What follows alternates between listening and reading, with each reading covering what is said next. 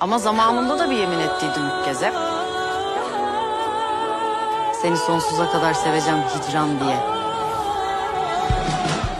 O sözünü tutamadın. Hiç kimse dinlemiyor kalbin ne söylediğini.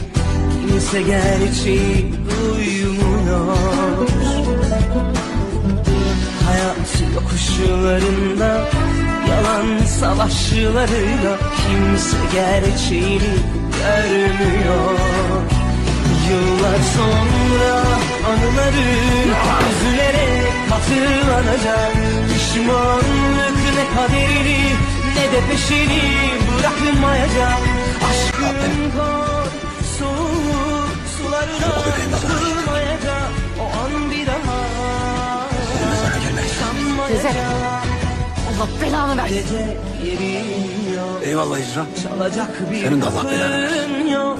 Hadi oradan be. Anlarsın yalnız kaldın mı Ortada bu adam görünüyor. dünyada?